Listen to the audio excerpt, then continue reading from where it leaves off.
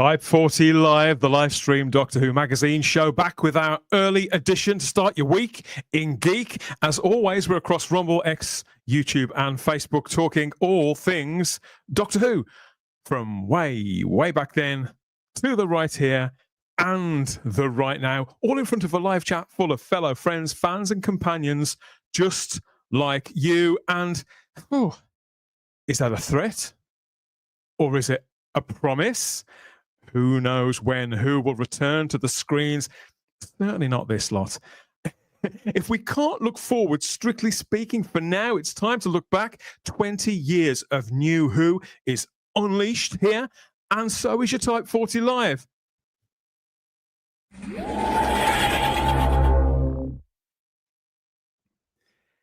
How alarming. We're back again. My word. The calendar is spinning. The clock is ticking. Check it out. And there's a lot to talk about as ever. Hello, everybody. Welcome back to the channel. Welcome back to the show. How are you feeling now? It's been over a week. Are we recovered? Or are we still sort of pulling the sleep out of our eyes as befits sort of 7:30 a.m., a 7:30 a.m. start? Let us know, obviously, how you're doing there in the live chat. I'm Dan Hadley, Birmingham's King of the Geeks. And yeah, we've got some more people to bring on as ever. A panel packed full of opinions, of memories. And there's a few people that may be playing catch up as well. So we'll do our best to fill them in on anything they may have missed. Now that's going to be fun, isn't it? And we'll all do it together too. Of course we will. You can chip in with your comments there in the live chat, and yeah, we'll see how we go between now and whenever. Please like the video if you haven't already. It helps more than you think. And subscribe to the channel. Hit the cloister bell to get the notifications and all that. Yeah, when I say the notifications, I don't mean this kind of notification that poor old Rose had to wake up to there at the very dawn of the new series. Who am I going to bring in first, though, to shake it all off? I think it's just bring in Charlotte Shields. She's pretty Hello, good everybody. in a crisis. Hello, Charlotte. You okay? Yeah, I'll tell you what, it felt very nice to watch certain clips of the old stuff. I'm not going to deny that. Certain clips of I thought you'd got sort of a glow about you. I thought she's either just woken up like Rose from a nap, or she's seen and heard something that she liked. I'm never like that when I first wake up. I'm not sure anybody. She's got a full face of makeup and her hair's all done, isn't it? It's that kind of, she got in that bed about 5 minutes earlier at the longest. Yeah, but I do appreciate that at least they made sure her hair looked like that's the sort of hair you do tend to have when you've just woken up. At least you didn't have that thing which does my head in on TV when they're meant to have just woken up and the hair's like sleek and perfect. I'm like, nobody has hair like that. Nobody. No. Not even me. No. Oh, yeah. So this is going to be good. We've got some more of the regulars to bring on and compare their notes and a brand new voice and face as well. But let's get some of the crowd in whilst they're primed, whilst they're feeling supple. I think. Well, is he supple? I don't know. He was slightly the worse for wear, Luke Walters, but he does seem to have. Yeah, he seems to be back in his stride this time. Whether he's got any more awards to lift, I don't know, but he's here anyway. Yeah, I have. Yeah, I got one more. Mr. John Carley, the War Doctor, won Best Comedy Actor for I Made the Time Machine down in London. So I got to pick that up. Yeah, so well done to him. Yeah, he smashed it. He basically played Patrick Troughton. If Patrick Troughton was playing H.G. Wells with the mustache, it was really good. But yes, I am better. I took the week of recovery to continue my new series binge, my great rewatch. And as you know, I watched series 10 and 11 back to back because I'm. When you say back to back, you mean like in a binge watch style? You just went through. Yeah, literally. Yeah, I was literally dying on the sofa in the living room, and I just crashed out. And I was like, I need to watch something. So I was like, I'll finish the rewatch then. So I literally plowed through series 10 and 11. It's the first time I've watched series 11 back since it aired, and I absolutely loved it. I thought it was fantastic. I completely changed my tune. That's I about thought 12. That's about 12 hours of solid Doctor Who, if not more. Isn't it? That'd be about 20 hours, a whole day's worth of. When you came round, you must have looked a bit like Rose here when she was waking up. probably, to be fair, probably. Huh? Yeah, absolutely loved it. So Series 11 now is inadvertently one of my favorite seasons, and Jodie's now up there for me. I was like, it's just proper. After I thought Series 10 was so tired. I'll just nod my head and say yes, Luke. I'm pleased you enjoyed it. I thought Series 10 was so. It was good. The finale was fantastic, but I thought it was so tired, and you could tell Moffat was using tropes that he's already done, and I was like, this just feels. But this series 11 was back to basics Doctor Who. No massive end of the world arc. It's just proper character stories, proper back to basics Doctor Who. And it was just about people going out in a box, having an adventure, and that's all I wanted from it. And I had a great time, and I thoroughly enjoyed it. My problem was there wasn't much adventure. In fact, it was all a bit boring. Yeah, and you had a certain person in the role, which just some of those episodes. I begin to yawn. Sorry, everybody. There's no time for yawning for the time being. I'm sure we'll touch on some of that and some of her as the conversation goes on, because obviously all of that was part of all of this too. To fill out the panel, I'm happy to say we have back on the show. He looks like he's astride an exercise bike from where I'm sitting, but that can't be right because he's in his front room. David Milling. Hello. Hello, Luke. That vomiting virus, I think, has affected your brain. No, you're sitting back up now. I thought you were on a Peloton then when you came in. Sorry. Hey, I wish. I am wearing my Fourth Doctor T-shirt. It is, the Tom Baker. It's the scarf. Scarf and the waistcoat and the very everything there. Swish. Oh, there you go. A very proper bohemian. Doctor. No, I thought it was a training vest. Yeah, there you go.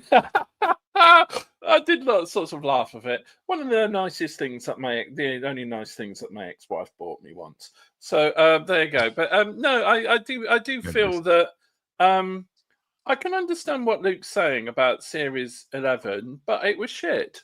So there you go. I really enjoyed it. And I can't judge. I love space babies. The thing is, I'm on the other side. I thought Series 10 was really wonderful. And I really loved World Enough and Time. Oh, and that's Falls. fantastic. Yeah, it's fantastic. The two of the greatest examples of Doctor Who ever. But no, I hope you're all right, everybody. And sorry, I had a few technical issues getting on. But no, I'm mostly recovered after the grave error I made on Saturday. I forgot to check the time that the men's 2020 kicked off at Trent Bridge, and I ended up being there at 1:30, and then realizing that I was going to have to sit through a very rain-interrupted women's T20, which is absolutely fine. I love watching the Blades. And then it just rained. So I sat there for 5.25 hours watching it rain. I watched them take the covers off. I watched them put them back on and take them off and put them back on. Oh, and David, because David was chatting to me a little bit while he was doing this. They played songs which we both decided they were trolling you lot with the songs they picked from the DJ. Here comes the rain again. You stole the sun from my heart. It's raining again. Obviously, that song by Supertramp, and Lovely Day by Bill Withers. Yes. Excellent stuff. Well, it sounds like it's going to keep you in anecdotes for a little while, at any rate, if nothing else. Yes. And then I came home and watched 20 Years in Wales. What could get better? We'll come to that. We'll come to that later on. I'd see. We'll compare notes. On that. And completing the panel this time, I'm happy to welcome back. We've got two people, in fact, but I'm very happy to welcome back an OG Type 40 face and voice. Who else could it be? She's a 2005 veteran fan. You with yourself and think who that could be? She's always got stars in her eyes. Often a baby sham on the go. It can only be starry-eyed girl Sarah Graham. Adventure! You make me sound like I've been fighting in the trenches. Fairy godmother. Hello, love. Hello, everybody. Hello. Well, yeah, I couldn't resist being back for the 20 years. You know how much I love most of that era. Yeah, I'm absolutely astounded that Luke doesn't like season 10. Sorry, series 10. Yeah, I felt like Moffat was turning over a new leaf. Apart from that kind of like middle section with the monks, that did kind of sag a little bit. I mean, not wishing to speak for Luke, but the experience that I often have when I rewatch any TV show, it's not that I don't like a certain season anymore. It's just that a season that either comes afterwards or before it, I find that I enjoy that more than I remembered, and sort of my opinions of this stuff kind of dials up and dials down. Sometimes it depends on my frame of mind. Sometimes it's the passage of time, or sometimes culture has moved on, and you do think, oh wow, back whenever it was, this didn't get the love that it deserved. I've come across lots of cult series that I feel that way about. I think the most notorious of which for me was Star Cops, which I hated when I was a kid and found it later on. And I do find that with Doctor Who all the time, particularly the John Pertwee era, which, as I may have mentioned a few times, is very much my bogey era. There's lots of stories that I don't know very well, but then again, there's lots of stories from New Who that I don't know very well either, which has been brought home to me in abundance over the last couple of days since I've been sort of going back to it in the wake of this special. But it is nice to be in the coral TARDIS again, Sarah. I know you've got a big soft spot for this, haven't you?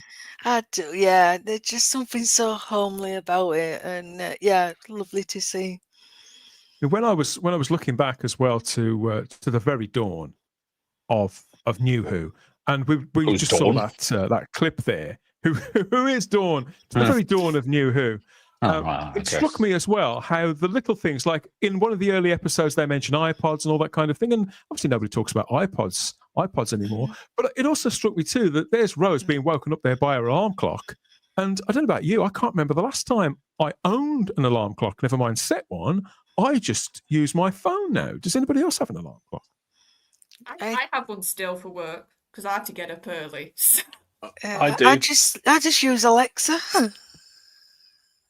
So it's not just me. Other devices have sort of taken their place, haven't they? Well, yeah. I mean, I have a backup mobile alarm because I'm crap. But the thing is, also, I actually had an exciting experience today. I actually bought myself a new DAB alarm clock. So I'm upgrading from the FM alarm clock. I've never had a DAB alarm clock. And I'm going to the DAB.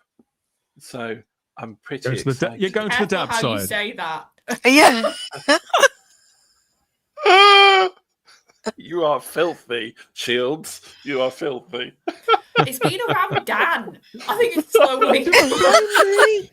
Blame me. My fairy godmother's on the panel, and you're coming out with that sort of stuff. It's a good job we have members of the Type 40 live community here to keep us on track, such as Lord Thoth there in the live chat. Good to see you, mate. And Mr. Matson too. Hail and good voyage to you. So he says. We've got Otis there too. And so is, I think we've got Stephen Brannick kicking around here somewhere. I'm sure I've seen him around. Yes, there he is. Of course he is. And lots more people too. So we'll be getting into the comments in a little while. But speaking of the Type 40 community, we're also going to bring in another friend from the community as well. And it's his very first time on the show. And we've had a quick chat as well about what we're going to talk about. So he's primed and as ready as he'll ever be to join us. Welcome to the panel, Ashvin. Hi, everyone. Hey, welcome. Thank you for joining us. So you look in mission control there. You got the cans on, you got the mic, you're all set, ready to take flights. Yeah. Speaking of alarm clocks, this is mine. Got TARDIS. Oh, fantastic. Let's have a closer look. So what's that? What you've got there? Oh, wow. It says the time there, so... Yeah. I've never even seen one of those before. Yeah, I'm well jealous. It is really damn loud, so it always wakes me up. I stand corrected. Well, I sit corrected. Yeah. You learn something new every day. No, I didn't even know they still made them. Never mind, you could get Doctor Who ones. There we go. Yeah, let us know, everybody in the live chat. Are you an alarm clock person even now, or do you use your phone, or have you got a novelty item like Ashvin has there? Let us know. Let us know. Yes, so we're going all the way back through 2 decades of New Who, making several stops on the way, all in line with this brand new production. So we're going to get into that in a little while. It does feel quite weird at the moment because it's almost as if we're between eras again, Sarah. It's a very strange feeling.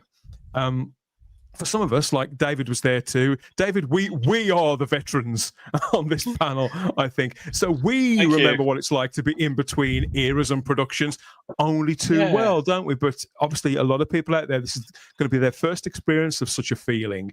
And I suppose that we can sort of guide the way. Maybe.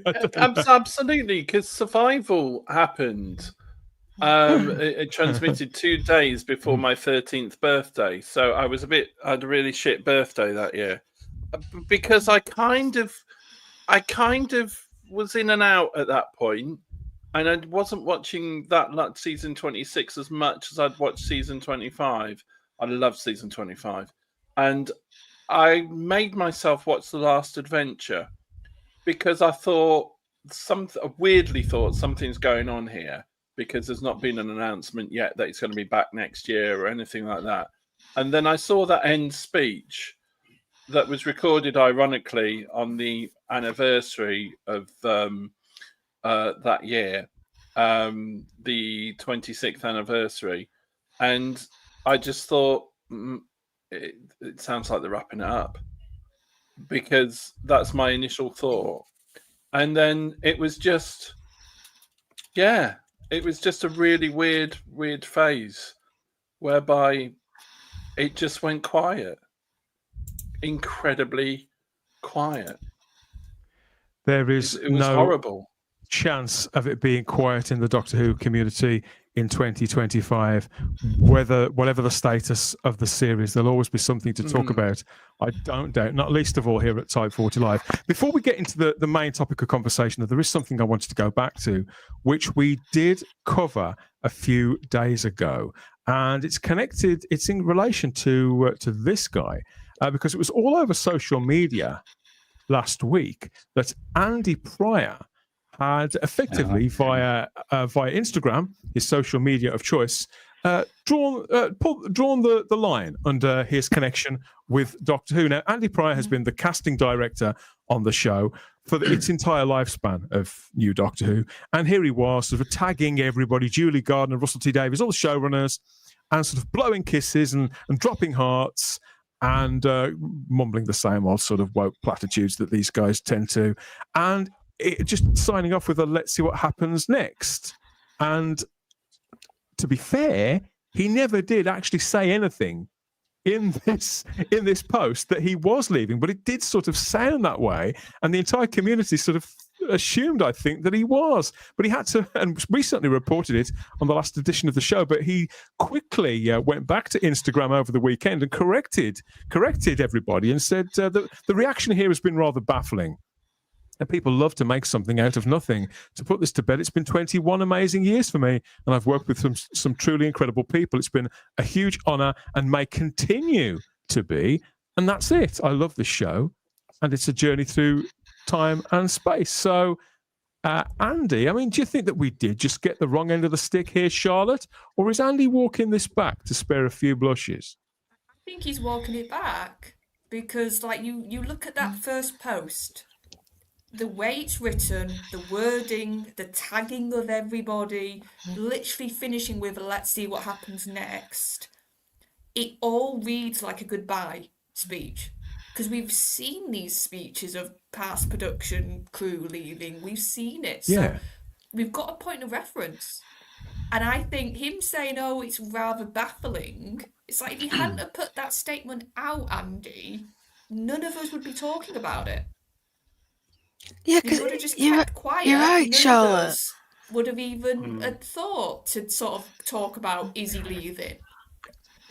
Had you seen this, Sarah? Had you heard this story? I'd seen it on time-rotor. Yeah, no, I'm not convinced at all, because if it was just mocking the anniversary of him joining the production team, he'd have done that in March, wouldn't he? You know, when it was the actual anniversary of 20 years of Doctor Who. So you're a bit late, mate. What was the occasion? Yeah, there was a Y in the day. Yeah. Yeah, Very, maybe just you got make drunk. the post. Or was it just and posted it? is it just something to something to say when Doctor Who was sort of at the forefront of culture that week, Luke? Because everybody was, for better or worse, talking about Doctor Who, weren't they? Maybe he just wanted to join in. Yeah, to be honest, I didn't read it as him leaving. I've worked on many productions, many shoots, and done campaigns and stuff for everyone. And at the end of working for a company but doing this, we all used to post stuff like that, and then move on to like did a Nike job and then doing Adidas next day. We're doing a nice shoot. We do this. We do something that we're proud of. We just put cool, massive thanks to everyone. Blah blah blah. That's how I read it. I didn't read it as he's leaving. To be honest, I didn't. So we've all sort of been barking up the wrong tree there, it seems, with Andy Pryor. I still feel exactly the same way about him as I did a few days ago. I'm not walking any of that back, but he is one of the industry's biggest figures. In fact, he may be the most high-profile British casting director, certainly that I'm aware of. We haven't heard any word yet on rumours that Murray Gold may be leaving as composer again. We know that he's not working on the spin-off, The War Between the Land and the Sea. They've got somebody else to do that. But there have been rumblings that Murray Gold's not going to be around if the show itself, if Doctor Who itself goes forward. Ashvin, are you a fan of Murray Gold at all?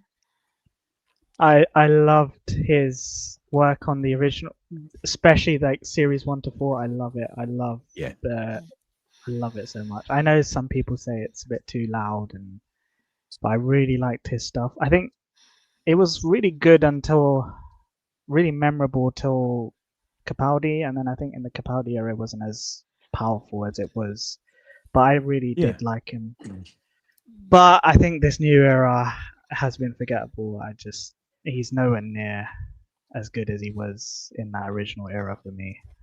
I can't remember a single theme, Ashvin, except for the 15th Doctor's own theme. That's the only one that's ever really stood out to me.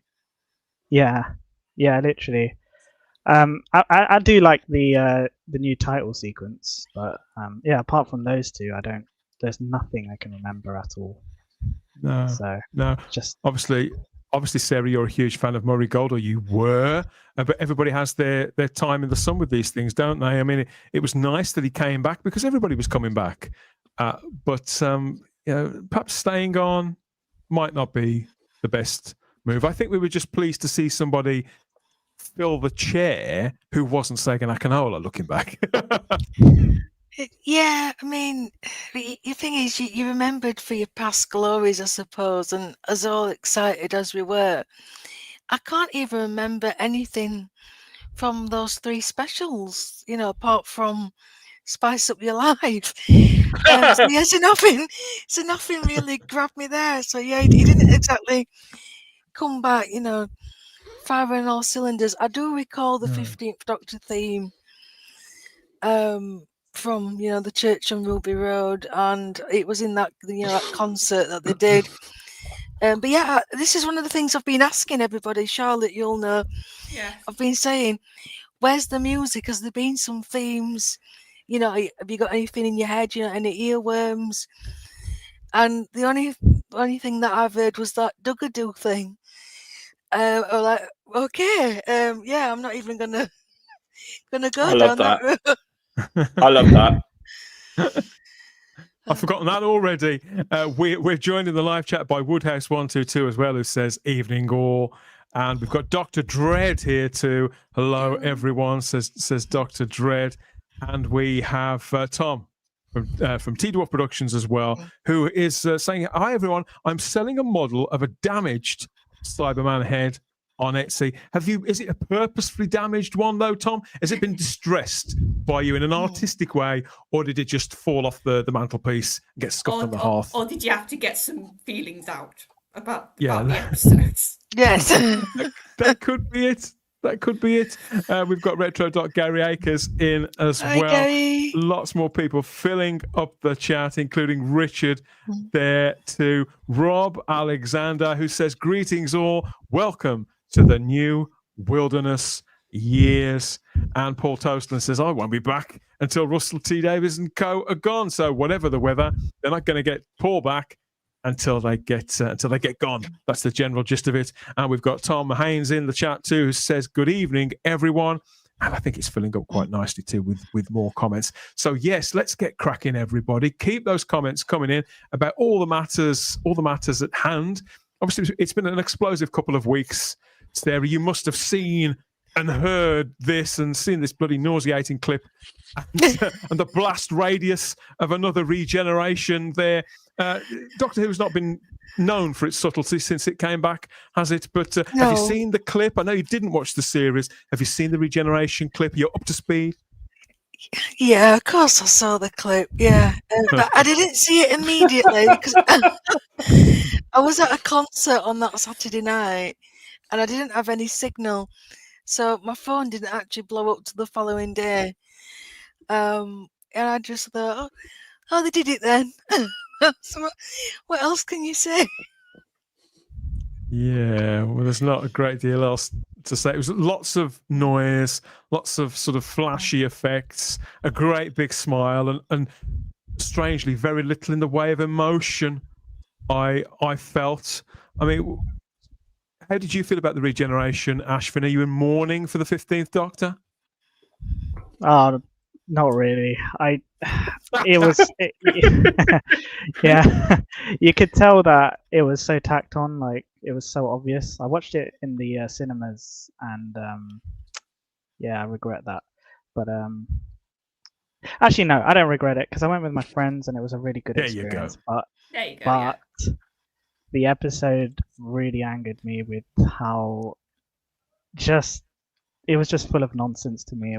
I really didn't enjoy it, and I thought the regeneration was just ridiculous. It was just a stunt. Didn't enjoy it. I think full of nonsense sums it up pretty well. Obviously, that we're talking about the reality war there, the season finale that has united the fandom. It seems, Luke. I mean, I think it's starting to die down a little now. But the universal kind of distress. You were probably the most enthusiastic here on the panel, weren't you? But generally speaking, it did make a hell of a noise, didn't it? And in one sense, you think, well, it is good for the show to be talked about. But is there really no such thing as bad publicity? All publicity is good publicity, isn't it? And yeah, I think I'm the only person in the country, apart from my missus, the only person in the country that enjoyed it. I had fun watching it. In the end, I was a little sad to see Shooty go, to be honest. I was like, that was the most documentary. I thought 45 minutes of that episode was fantastic. The last bit seemed a bit rushed, I think the regenerations are just getting so out of control now, though. I think it just need to die on the floor. I was like, I'm fed up of this massive. Look pained, wriggle about for like 30 to 45 seconds max, and then piss off. That'd be my advice to the next one. You've missed one now bit that we have to have. They have to watch a slideshow of all their past versions. Oh God, that has to happen, apparently. Oh dear, oh dear. Russell T Davies had a good time, such a good time. In fact, he was straight out on the Raz, the way you would be the week after you've cocked up a national institution. He was out with this drag queen on Canal Street. What a power, what a talent, what a force in the world. So it's still the usual bump. I don't think he's met a drag queen yet that he doesn't like or love. Yeah, that's exactly how I feel about it as well. Caption Gate still rolls on there. We still have no real inclinations, answers, anywhere to go with any of that. And you know what? I think that's probably how they like it. I do wonder how Billy's taking it. You know, we did reach out and ask her. We did. Yeah. Fair play. Oh, yeah, we'll get back to her. She might change her mind. Yes, so let us know where you are with all of that. I mean, we know where Shooty is, happily doing what he does best, playing with himself, of course. I think that's no secret that he likes a bit of that. And Shooty. Shooty. He's going at it. I'm happy to say that when it comes to our Doctor Who legends, though, we can always rely on the legends from the classic series to bring back a bit of decorum. Here's Mark Strickson out there representing Doctor Who Podcast Day. So yes, 2 months from today, in fact, is the third annual Doctor Who Podcast Day. Type 40 and Type 40 Live is very much ground zero for all things Doctor Who Podcast Day. And yeah, with Ken Deep and Toby Haydock and everybody else that's involved in that too. And Mark Strickson as well. Obviously, we can't see below the waist. I'd like to think he's got the budgie smugglers on, for the people who like that kind of thing. Maybe he'll show us on the day, Sarah. Yeah, I'm still recovering from Planet of Fire with them dodgy speedos that he had. There you go. Yeah, but lovely to see Mark. It is. He could have smiled though. I mean, come on, Mark. Be a bit happy about what you. I think he's concerned because Turlo himself didn't really smile, so maybe he's concerned that we might not recognise him if he does smile. I think that's true. This is true. It's off-brand when it comes to Mark Strickson. I think that's how it goes. It's a good job we've got these guys to sort of cheer things up just a little, I think. The walls of time are breaking down. You need to listen. The only way to save the universe. Watch Type 40.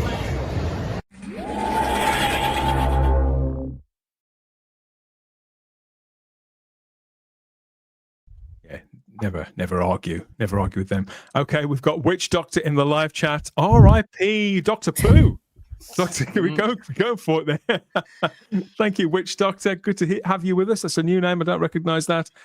We've got Dr. Dread who says, "Oh, I like David." You got a fan, David? Hello. That'll be my wife, probably under a pseudonym. But no, if it's not, hello, Dr. Dread. You're very kind. Thank you. hello, Mrs. Milling. If it is indeed you, no, it won't be Tom. Tom is laughing there, and Anthony Parkinson is talking up Reacher. Reacher is Amazon's most popular drama. Let's hope they can learn lessons from that. Amazon, of course, hot contenders. I think they're one of the ones we want to take forward. Doctor Who. I've just finished watching the latest series of Reacher. Loved it as always. Loving the shirt, David, says Tom Haynes. Thanks, Tom. Very well, you fashion choices. We've got Sharon in the live chat as well. Michael Hallett's here too, looking very dapper as well, and looks like he's got brought out the inner Time Lord there. We've got Rose Kirby has joined us as well. Nicholas Horton too, and Adrian James says evening everyone in a very holistic way around the panel. Yeah. There's something for everybody there. Good stuff. I like his coat. So do I. So do I. Seems like a good egg, doesn't it? Yes. So looks like he's in a TARDIS almost with that background. Yeah. People are still staggered that I enjoyed Space Babies so much, so I'm just going to gloss over that and remind you this is Type 40 Live on Rumble, X, YouTube, never let you forget it. And Facebook. Relive some of our recent escapades as we've covered the season finale. That topped off our entire season coverage there with instant reactions to every single episode in real time on a Saturday night, pretty much directly after the episode. So that was a good laugh. Pretty glad it's in the rearview mirror now, Charlotte. I don't mind admitting, but they were fun. It was fun while it lasted. Yeah, that's the thing. You can only be that sort of heightened with all that sort of emotion and trying to make sense and just all of that. I think now like I said, I'm enjoying now we can start to sort of go a bit forward and talk about other things. We can indeed, not just on Type 40 Live, but on the Type 40 podcast as well. Available across all major podcatchers, as places like Audible and Spotify, all those places. Go and load us up, follow us, and you'll get all of the episodes. So you'll get everything from the past right the way back through our time stream and new editions as they're published. Or you can head over to our home feed at type40.podbean.com. Okay. Yes, make sure you're fed and watered. Getting into the main feature.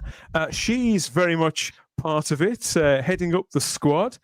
And the questions that we had a week ago are still very much in the air, I feel. I mean, there is another question, guys. I think what we want to know, is if Billy's going to be involved in the future, does she still do that thing with her tongue? So I like that. We like that, don't we, guys? We love that.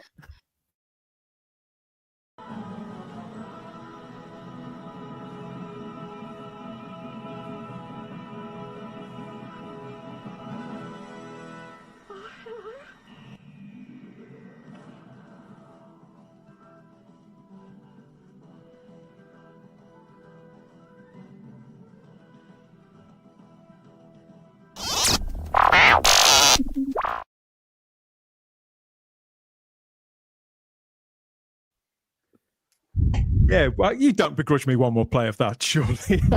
I laughed so hard, Dan, when I saw that for the first time last week.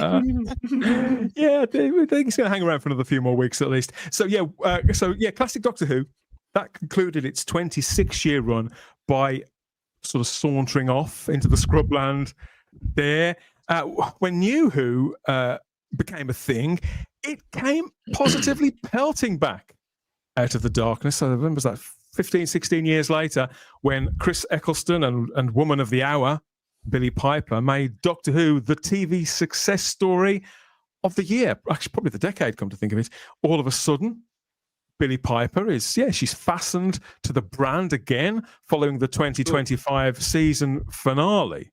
But the BBC have chosen to sort of close things out on New Who, as they seem to be calling it now, just as it started, sort of with a documentary. Do you remember this one? Way back in 2005, Doctor Who, A New Dimension from the Confidential team. That started everything off. Just a half an hour sort of package, launching or relaunching the show. And that was really, really lovely. But when this latest retrospective was first announced, it came with not many details at all, really. I was quite suspicious about it. Just this single image of the cast of the 2006 series, Series 2, reunited, thick as thieves again, with the promise of a full hour's worth of nostalgia and backslapping, basically. All put together by the Doctor Who Unleashed team under the name 20 Years of New Who? 20 years in Wales, yeah. Yeah, 20 Years of New Who in Wales, I think, is the full title there from the Doctor Who Unleashed team, and it's out now, so everybody can watch this and rewatch it. And remember, whenever it was that you came in on it, why you fell in love with Doctor Who in the first place, as well as perhaps when you fell out of love. I don't know. Results are probably going to vary. Sarah, over the years, we've seen so many retrospectives on the classic series, for one reason, one occasion or another. Mm-hmm. And there's been lots of sort of all-encompassing profiles of the whole legend of Doctor Who, the whole IP, both official and unofficial. There was one on Channel 5 not that long ago, in fact. But this is a really curious thing, I think, a specific marker, a retrospective specifically on New Who. Now, as somebody whose sort of fandom started with that, and you've discovered everything from before, since that, does this feel strange, just an event like this?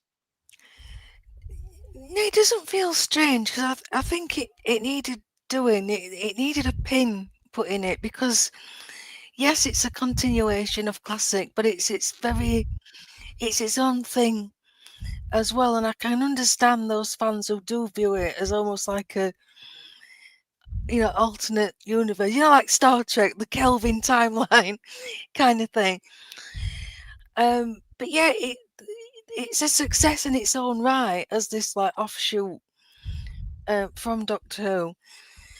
But yeah, it was so special because it was the underdog that nobody thought was going to succeed.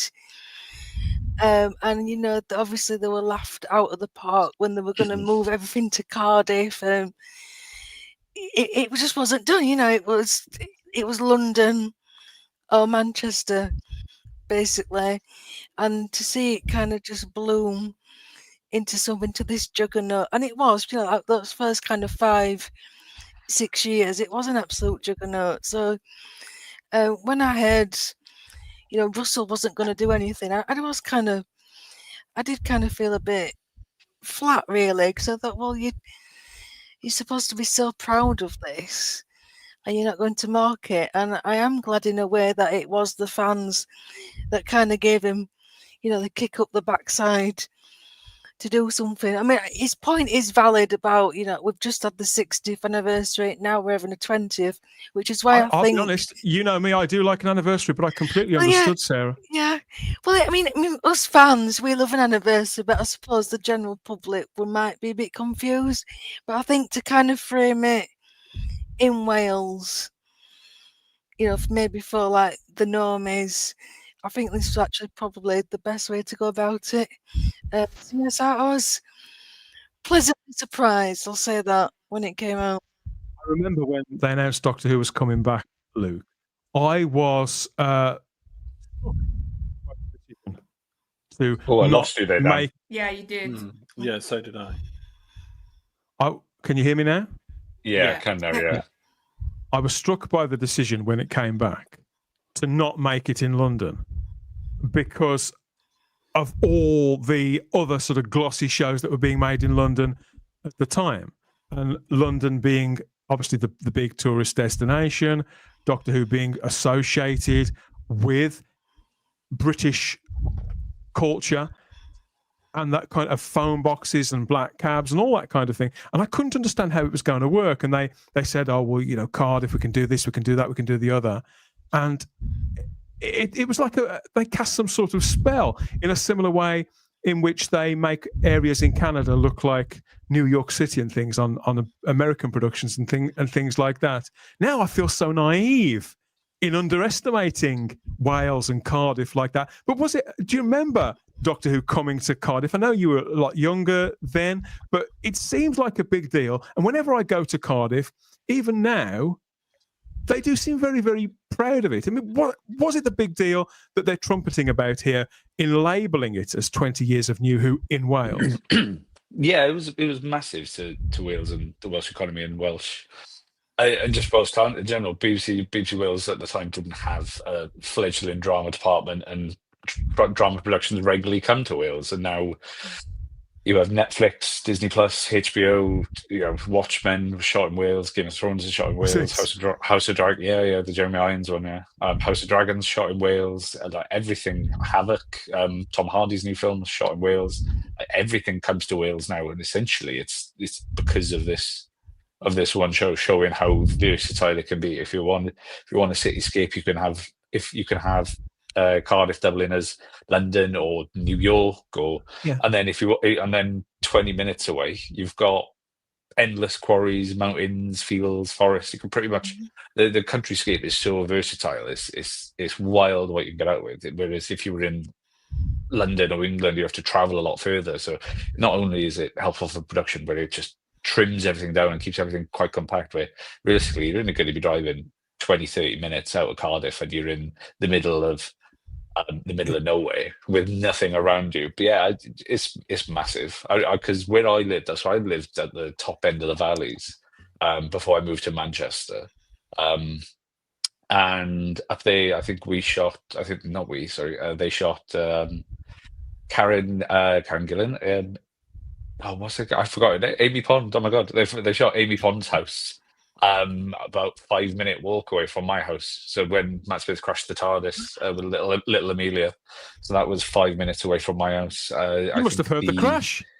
I was funny enough. I went up and I was on set, and I lost my phone, and Matt Smith found it and handed it back to me somehow. Really weird. But yeah, so that was filmed there. The episode of Crimson Horror, that was filmed just around the corner from Amy Pond's house as well. Oh, wow. On top of the mountain by my house, that's where they filmed Tooth and Claw and Clara riding a motorbike in the 50th anniversary. And then just about 5 miles away from that is where they filmed The Green Death with John Pertwee.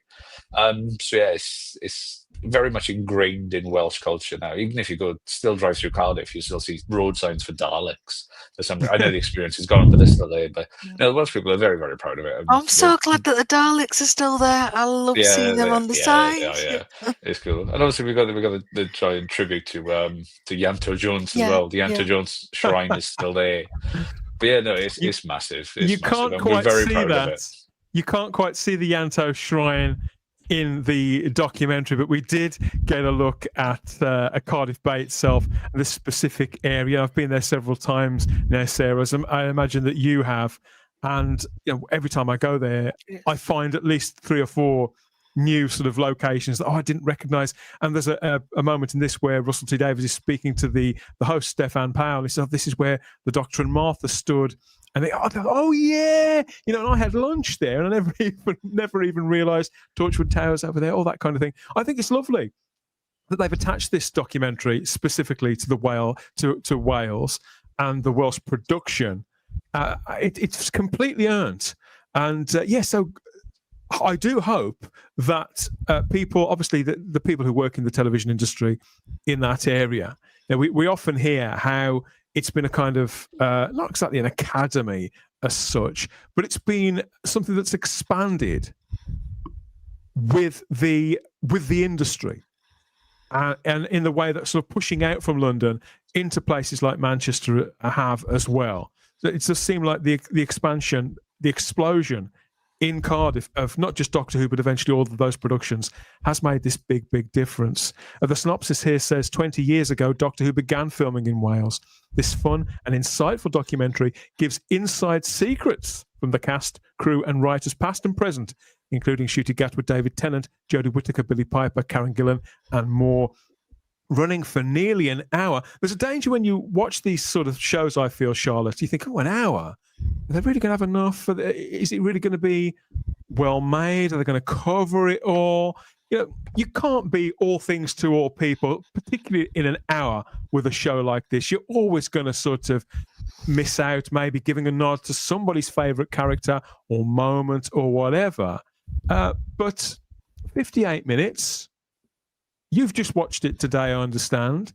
How did it hit the mark for you? Because you're also a child of the new series, aren't you? Oh yeah, my start was 2005, and actually when they spoke about the familial sort of links in this documentary, and they talked about families and watching it and the passing it on, that's what got me going, because it was my dad who basically said, because I like my adventure stuff, I like some sci-fi, and I just said to him, should I watch this Doctor Who thing? Like, should I give it a go? And it was him who said, no, I really think you should, you'll enjoy it. I watched it when I was a kid. So it was lovely to sort of see in the documentary them echoing an experience, which I think a lot of us had in 2005, that we sort of got nudged or sort of told, no, give it a go by family. And I think that focus should always be there in this show. And it was actually really refreshing, considering I feel like so much of the promotion before this, they were running away from that aspect. They were trying to sort of say, no, now it's for the under 20s, now it's for this demographic and that demographic. And it's like, no, you already had one that you'd perfected. And it was lovely to see that talked about so much with the actors and the production people that brought it up and the showrunners that did bring it up. And I think overall there were bits of this I really enjoyed, which I didn't think I would as much.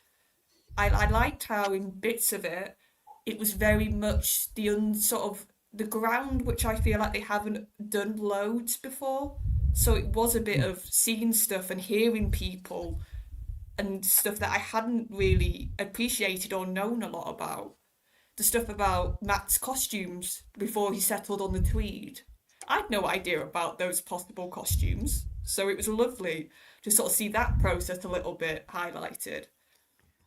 And to hear sort of Moffat talk about how when he started sort of his auditions for his first Doctor, he actually had an older Doctor in mind.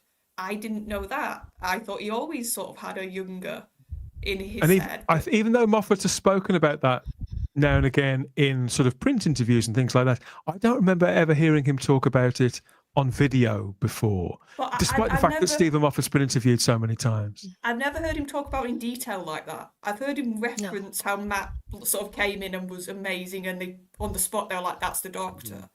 But to actually hear him talk about his process a bit and what he was sort of had in his head as a possible Doctor, and how Matt sort of just completely disrupted everything and just appeared, and they were like, no, we're going to completely chuck out what we had in mind. When it did talk, and like Billy, I know she has spoken about her experiences, but I feel like she hasn't gone so personal like that about how she was in her 20s and it was sort of this really formative thing for her, and how it sort of made her realise she could sort of be an actress and it wasn't just a sort of fluke. She could really go out there after Who, and sort of she's proven herself at this point. The only sort of mentioning some of the things you've just touched on there about seeing people that we've heard speak over and over again, and other people that we've not heard so much from, or not heard from in years and years and years. It does remind me of this guy. Now, in the early days of Doctor Who Confidential, David, I don't know if you ever remember this, but there are certain people who seem to be on all the time, and this guy was definitely one of them. So that's Ed Thomas. And there's a famous bit of footage of him revealing his Dalek to Julie Gardner for the first time originally. And he seemed to be on Confidential all the time then. And of course, he's not a star. This is probably somebody who never imagined that he would ever be on camera. But eventually got to the point where people like him became kind of the expanded cast of the show because of Confidential. And so he's an integral part of the series success, his creation, I suppose you could say. He's like 2005, his adaptation of that classic design. So I did think it was nice to see him again. So there was that, but I've never even heard or seen, to my knowledge, Ray Holman being interviewed before. Certainly that I can remember. The costume designer on Doctor Who, off and on again for several years. So I felt there was actually quite a good mix in this. Yeah, it was nice to see the people who do the hard work and the hard graft, and as well, it sort of took that away from the Billy and David show quite a bit, which I thought went on perhaps a little bit too long. I did enjoy the Billy and David thing, and like Charlotte said, I did enjoy some of it. I really did enjoy some of it. I liked seeing and hearing about the costumes, and I liked hearing about how, basically they held David Tennant hostage in Russell's flat. And wouldn't lock the door and wouldn't let him go to basically say that we'd like you to do the part. I did enjoy that sort of stuff, but for me, it was. You mentioned Confidential, and my iPlayer is trolling me because after that documentary, it took me into the first edition of Confidential, and it woke me up somewhat because I was somewhat disappointed, shall we say, with the lack of time given to. Initially Christopher Eccleston, but one can understand that. But the lack of time given to Peter Capaldi's time. God, yeah. It was almost like a comma in the documentary. It was a brief mention, but Peter Capaldi, for me, was Matt Smith's time wasn't enough for me. And it was very much on the David Tennant sort of character. The David Tennant portrayal of the Doctor. Tenure. Thank you, Dan. Thank you. And I thought it was a travesty not to have more Peter Capaldi. I also found maybe it's the limitations of production. I also found the Zoom content somewhat irritating, and that made me switch off. It's disappointing. It's disappointing, I feel, when you see a project like this build and promising to encompass so much, and to boast of interviewing people who, I wouldn't say they've been invisible for a number of years, but we haven't seen speak. And then when they do appear, they're not sat in a comfortable studio somewhere talking with one another. They're completely isolated on Zoom, sort of speaking in their spare room largely in the way that we are. You think, well, okay. And I do wonder how quickly it could have been thrown together. Unknown here in the live chats very much lines up with what you've just said. It glossed over Eccleston, Capaldi, Smith somewhat, and oddly enough, the second Tennant and Gatwa era as well. It was biased, focused on Tennant, Whittaker, and Wales and Cardiff. To be fair, the clue is in the name. New Who in Wales, so I don't mind that at all. Totally. And I think that I get the impression that this might have been put together quite quickly, Ashvin. Yes. Now, we saw at the start there when they're on Millennium Point, Russell T Davies and the host Stephen Powell. He says, "Oh, it's April the 2nd as we're stood here." And you think, oh, well, okay, that was a couple of months ago, but that's not actually that long, is it? So do you think that this was actually, if not thrown together, a kind of last-minute commission of sorts? Maybe they heard those complaints that Sarah was mentioning there about people who maybe felt disappointed that there wasn't something official. So what can we do in a short period of time? What's your instinct about this? Yeah, when I heard him say, it's April, and I was like, that's literally like, what was that? A month before the season started, was it? Yeah, around that. I think so. Yeah. I was like, 10 okay, days. 10 days, Ashvin. It was 10 days. Yeah, that was. I was like, okay, this is suspicious. But yeah, I think, I'm sure it was similar to that Tales of the TARDIS. It just felt like it was due to what the fans wanted. So he was like, okay, I've got to do something because. And I thought it was okay. I liked seeing some of the old faces return, but you can only do so much in an hour, yes. But I did count the minutes, and I did see that Jodie got the most, and that irritated me. Did she really? Go on. So have you got a breakdown? Have you got a breakdown there? Yeah, it's sort of a rough one. I think she got about 12 to 13 minutes of it was spent on that era. Good stats. Capaldi, he barely even got 2 minutes, his entire era. We didn't even hear anything about Jenna Coleman or Clara, not even once. No. Or Freema Agyeman didn't. No, Freema. No, nothing on Catherine Tate, I don't even think. Nothing. It's really strange. And even River Song, these are really important characters, not even a mention. I just thought it was very strange. So it just, I think it was thrown together at the last minute. They just got whoever they could get, and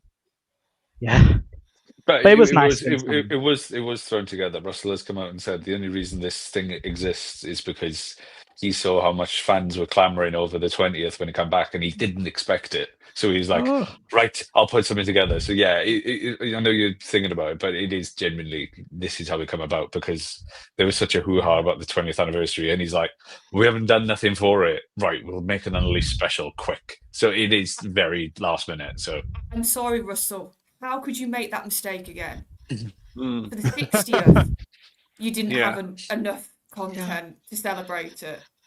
Because part of me thinks maybe, it sounds like they care after all, Charlotte, but they have made this, you're quite right, they've made this mistake before. Yeah, and it's just Russell's head, I just don't know where it's at right now. And it's so funny because the other thing I took away from this was, God, I miss Moffat just talking and just giving interviews. I don't want him back as a showrunner, but I just miss him because he just comes across, the more he seems to be away from this show, he seems to just get wiser and more, you want to listen to him more. And he's always been entertaining, and I like his sort of self-deprecating humour. That's what I've always enjoyed with Moffat. But when he was talking about this show, I was just like, there's a bloke who knows what's happening. He when he was talking about how it needs to change and how you need new people in, and some of his other comments, I was like, that's a sensible chap. Russell was just, I cannot use those words about Russell at the moment. It is strange that despite all the faces that were on screen, including the woman who is very much the focus of Doctor Who at the moment, Billie Piper, it does seem to me that a great many people are focused on what Stephen Moffat had to say. Here he is. It is to be strictly observed that everyone who works on Doctor Who does it for a while, not forever. You must process out the door and another lot come in. That's really quite important. So I feel that quite strongly about Doctor Who, is that one of the reasons it's the immense survivor that it is because every so often it is completely different. He's right. Absolutely right. Yeah, it's giving it to them straight, isn't it, Sarah? I wonder if he regrets, in hindsight, returning. After all, I think he was probably helping out Russell. To be fair, Sarah. Yeah, but because they are mates, aren't they? But yeah, no. Yeah, I just don't know how much help he actually was, because wasn't Boom a rejected script from the Capaldi era? Like, well, don't just give off, drafts from other doctors. But looking back to the to what he actually said there, though, I think it's loud and clear, really, when somebody who's got the industry experience that Stephen Moffat has got, never mind his experience showrunning Doctor Who, the wisdom of well over 3 decades, right since Press Gang in the late 80s. This is a man who's probably made every mistake in the book, as well as has had considerable successes. Says something like that, maybe it's time to just go and accept you've had your turn and move on. At the precise same time that everybody in the fandom is looking at Russell T Davies, even the people who maybe haven't built up as much pent-up anger as certainly a great many of us have. But everybody wants this guy to kind of move on or take a back seat, go on God, to get the message and accept the fact that he's clearly completely creatively spent out, never mind the ideological stuff. And there Stephen Moffat is kind of spelling it out. This is the quote that this is the one that's everybody's talking about. And I think it's completely understandable, Luke. Yeah, I think so. I think Doctor Who is all about change, isn't it? I think the entire show is. I've never been convinced of that, but I think creatively it thrives on that new blood. It needs that. It needs it. When you went from Russell to Moffat, you went from like the kitchen sink drama to the dark fairy tale, which Moffat hates. But it was a bit more ethereal, a bit more space.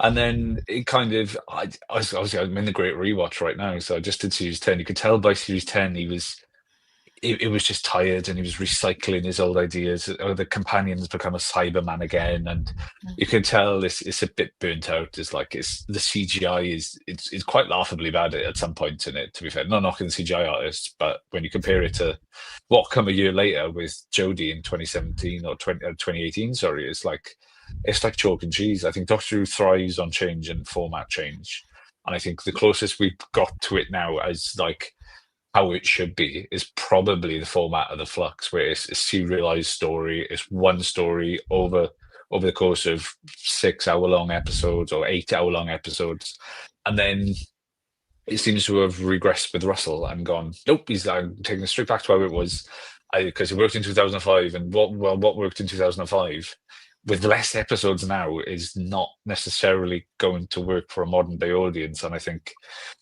yeah, Russell's an incredible writer, obviously. Like, if you look at Years and Years and It's a Sin and what he's done, he's like, when he's an industry, he is an industry giant, isn't he, over the last 30 years? If you were going to tell someone brand new to Doctor Who who's never watched an episode in their life and only knows Russell through like Nolly and Years and Years and It's a Sin, if you tell them he's coming in to write Doctor Who, they're going to be like, oh wow, this is going to be good. And then it's just something missing with it right now. And I think season 1 was such a good jumping on point as well, because realistically we didn't have no mention of the Gallifrey.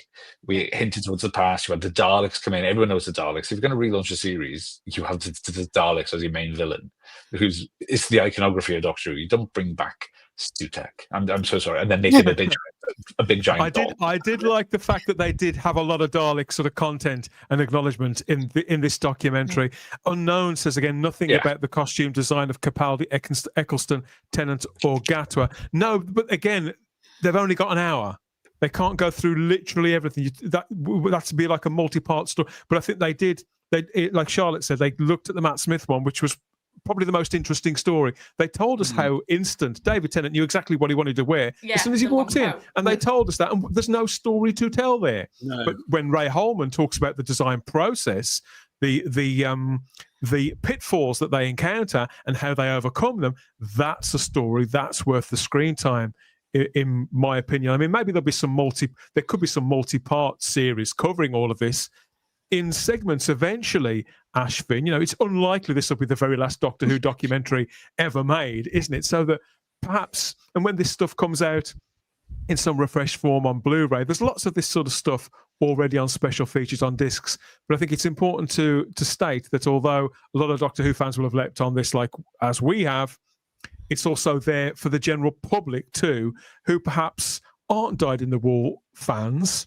They just watch it when it's on if they remember, and they might see it listed and think, oh, that's been on for 20 years. Oh, I used to like the bloke with the bow tie. Or, oh, I remember the girl with the girl who waited, or whatever. I might watch that if I've got a spare hour, and they'll have that kind of, just that nostalgic part of them teased a little, enough for them then to be bumped over onto the Whoniverse app or something like that. Or I think that's the function of something like this, not to encompass all things to all people. Do you see what I'm saying? Yeah, definitely. I think, for me, it definitely, I grew up with Billy Piper and Tennant. They were sort of my first memories of the show. I was probably about 5 years old when I started. Wow. So it was lovely seeing them again and seeing some of that old footage and those episodes that I've watched countless times. So it definitely does bring back that nostalgia, and I think everything that they shown was nice at the very least. Like, for whichever era it was, whichever Doctor it was, we got a little bit of something, and I think at least, I think everyone will probably get something out of it. I don't think it's probably the most I've enjoyed a episode of Doctor. I know it's not the actual show, but a production. Yeah, like it made me smile.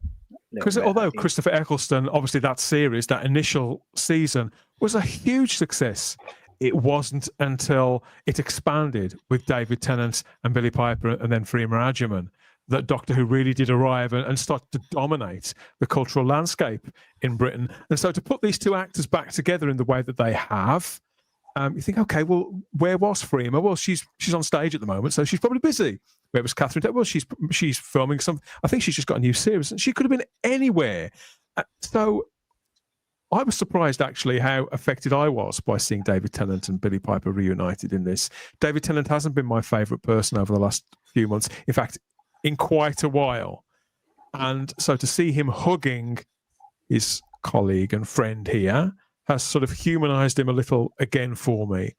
And whilst this was the focus, or at least the framing of the whole production, I don't think it went too far. I think if you're going to get together two people to talk about the whole of New Who at this particular point, I can probably see why they went to them. It makes sense. It's not a wrong answer, shall we say? Is she visiting him in some sort of prison? I don't know, but they have a whale of a time. Look, we get the whole range of emotions here in these sort of little 5-minute bursts there, and it's very affectionate. It's very warm, very nostalgic. It's strange to hear Billy. I mean, you forget that Billy Piper's now 42, Sarah, and she's not 19 anymore, and she's been around for so long. And then she's talking about herself like she's some sort of old lady, and sort of in a mocking way as well. So it's not terribly introspective, but it's very, very human. And we all have these kind of conversations with our friends, don't we? Absolutely. And it was nice. I mean, they've always had chemistry, but it was lovely to see Billy be so honest. Like when she was saying about how she felt frightened when she was first acting alongside Christopher. yeah, it just really humanizes them, because you just, I think you do forget sometimes they are just people with their own flaws and insecurities. They're not always the persona that they put out on screen. And yeah, again with me, David Tennant's been irritating me so much, but here he was lovely. I loved him recounting his exasperation about the Daleks, because obviously Billy didn't have. Or I like that bit. Yeah, she Yeah, didn't know what a Dalek was. She'd not grown up with him, not like David. And now she felt guilty because she didn't have the correct reaction to seeing the Dalek for the first time. She's like, oh wow, it's a Dalek. Whereas David was like, oh wow, look at this. You know, it was a proper fanboying over it, and I like that they were teasing each other. Yeah, I think Tennant worked here because I feel like it's so easy to forget how much of a fan he is. Because I feel like so much of his interviews lately have veered towards other stuff. Yeah. That to have him here just go, oh, Daleks, and get all excited about a Dalek. You go, he's a little boy, like, and it's lovely to see that with Tennant. I'd rather have that than him telling me how I should live my life. Exactly, yeah. And Yeah, I think totally. that's why this worked in bits, because it was just pure actors and people, producers and other parts, just talking about the show again, just talking about their jobs and what they love about their job. And I feel like we've been needing to see more of this, and it shouldn't have taken this to showcase it so much. I didn't feel like I didn't feel like I was being talked down to by a bunch of elitists, which really does it really does make a change of late.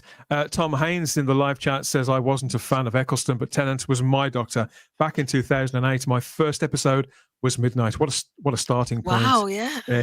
Everybody's got their different starting points, and I love this, the fact that now all these, like, 20 years worth of kids have in theory found the show, had their very first episode, Ashvin, and sort of and stood the course. Maybe they only watched it for 2 or 3 or 4 years and then moved away from it, but perhaps they'll come back to it in time, or when they're parents of their own, even if the series isn't on or in production, it'll still be on iPlayer. They can go back and hit them up. What was your first episode? I don't know. I can't remember. I was like 5 years old, but I think the one that I definitely remember, it must have been the Christmas Invasion. I used to have the DVD of that, and they were bundled together. I used to just watch it again and again and again, just on repeat. And then definitely loved rewatching those. And I think it was probably the start of series 2 where I started my journey with the show. So yeah. Series 2, the unforgettable series 2 that led to a conclusion, a 2-part finale that people, even now, nearly 20 years on, people who aren't fans still talk to me about this when they know I'm a Doctor Who fan. Oh, remember when he lost Rose on the beach? You know, it's kind of moments like that have become like, oh, the one with the maggots for the classic series. These, some fans still would have you believe that all of this stuff is sort of pure soap opera stuff. But these are the moments that have stayed with generations of people who've grown up with New Who, or who maybe they were adults when it first started and they become sort of captivated by a show that they would never have given a look at prior to that point, because this kind of content, this kind of drama does speak to people. For me, that was the best end of season that Russell wrote. That end with Rose. And I think unforgettable. Why it sort of hit you so much is it's the fact it was the loss. And I think when you're young and you're watching that, the fact that he by all intensive purposes, Rose, he couldn't see her again. And it was that sort of shock of, wow, they've done it. Like, you're so used to watching TV, and I think it's true now and it was true back then. Usually you get happy endings. Usually you get sort of your characters resolved in some way that's good. Here it was just like, no, we're going to tear them apart. and those two acting on that beach, they completely sold you how heartbreaking it was. And we were less than a year. We were less than a year and a half on from the debut of the series. The comeback at that point, it had taken a very short period of time for it to grab the British public and for them to have invest maximum amounts in those two actors. I mean, particularly Billy Piper. At one point, they speak to Russell T Davies in this, who when he came on screen, his was kind of the last voice I wanted to hear. But hearing him talk about Billy Piper like this, and he recounts how people consider this. There's a certain section of the public and the fandom who thought that casting Billy Piper was stunt casting and would never work, and he describes it as having a great secret, that she was the secret weapon way back then. And in many ways, I can see where he's coming from with this, because it's one thing to cast a good actor in the role of the Doctor, which is so enigmatic, but to put somebody who's meant to be a normal member of the public to play opposite a character as sort of big as that, where the actor's encouraged to kind of to be themselves and to roll with it and to be creative. The companion, if it's done properly, should actually be quite a fastened-in character. So I do see what he's getting at. But there was a lot of talking up Billy Piper in this, and I do wonder, was she chosen as the person to save Doctor Who again by this point, or was this a few weeks on? Because Stephen Powell, the host of this, did mention that at one point, didn't he? I think it's in a sort of coda to the documentary. Oh, well, the team, we didn't know, but there was this, there was that, there was the other. So I'm never quite sure what to believe about that, Luke. It's because these things, and this was made, as you said, this was made so quickly, and we still don't quite know what was reshot when and all that kind of thing. So do you think here that part of this was sort of reminding us why we like Billy Piper so much in the first place, and to refresh us of her undoubted sort of talents and range? Yeah, it's a trick. I thought this was going to be, this is the presentation of Billy Piper as the Doctor. This is why she's so great. I really thought it was that, and the fact that I know it went out on iPlayer. It went out on iPlayer for the UK, but it was screened on BBC Wales in Wales, obviously. Yeah, that's what I thought it was going to be. I know she was fantastic casting. It's a shame they didn't touch on Freeman Regiment's Martha at all either. I was like, let's just quietly skim over that one. But yeah, I mean, they pasted her head on Chewie's body, didn't they? Realistically, for that regeneration scene, and it looks that way. I think people are kind of clocked on. But no, I think it's talking about endings as well. I know it's a shame that he left and he didn't do another season, and I know he went through the rigmarole through it, and he went through trouble with it, and there's sacked Russell, sacked Julie, but I think it's such a good thing that he did leave in that first season, because you introduce your fans to regeneration straight away, and you've got that cliffhanger ending. I think that's, if you're going to bring back Doctor Who for one season, I think that's the perfect ending, to introduce this new Doctor, introduce everything straight away, and get the regeneration straight in. And I think if you've got a fantastic actor going into another fantastic Doctor, I think it was perfect. I think season 1 and 2's finales are just untouchable, and I don't think they'll ever be touched, apart from the Doctor Falls. I think that was fantastic. But yeah, I thought, yeah. Even though it wasn't planned, they absolutely turned the loss of their lead into an advantage in the finish, I think. Yeah, massively. Well, look, sorry. Those 13 episodes were so good. All of them were. There isn't, a bad one in the bunch. And I think you're right. It's when we talk about character arcs, we've got this really alien Doctor who's kind of like, I don't want a companion, don't touch me, we're not doing this. By the end, Rose has humanized him somewhat, and he's prepared to give up his life. And I think, I would have loved to have seen him again, of course I would, but I think in hindsight, it worked out for the best. It's worked out okay, and maybe, it wouldn't have been as good if we had done a second series. The important thing is that when it went into confidential, you had Russell saying that when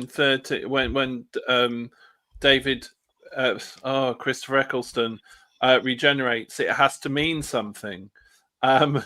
and Yeah. you know, and also that it's important for every Doctor to have their silhouette, and the clothes should be definable, and they shouldn't be changing clothes every week, and they shouldn't be and you see there was a lot of clashes between what Confidential was saying back when it started and what it eventually became. And I do think Sarah's absolutely right, and everything, Luke and Charlotte, and the fact that if he'd had stayed, I think it wouldn't have. I think it just gave it the impetus and the kick up in the Watsits, just to say, look, you thought this was just a normal run of the mill program. Bang, take that. Yeah, and it was just gave it the shot in the arm.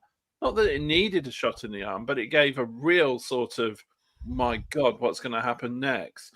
And that regeneration meant something, which is what we're not getting at the moment. And I still think to this day it's the best regeneration that probably was. Another thing this reminded me of, Luke, was the in the general public losing David Tennant. How much doubt there was, reluctance, resistance there was to anyone at all replacing him. Never mind casting him with a complete unknown who seemed like he just got off his paper round.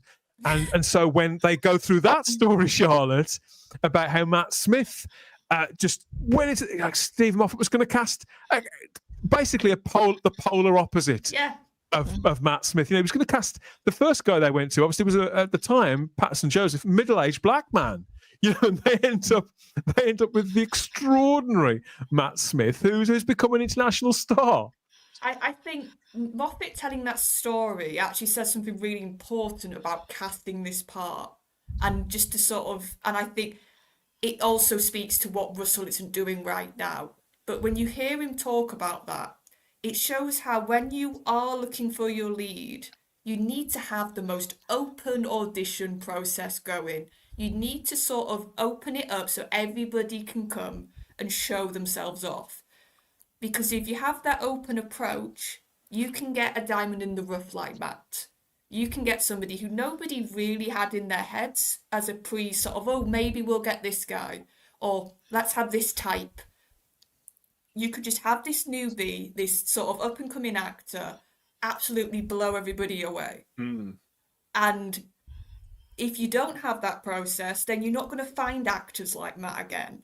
And I feel like the show is sort of stuck in this rut that our current showrunner is just going to people he's familiar with. He's just going to people he's worked with before because it's comfortable, because it's easy, because it's safe.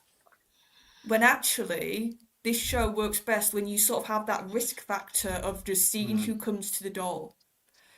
And that's what Matt represents. And like you said, I think people forget, I've said this before, people forget because of how good of a job Matt did.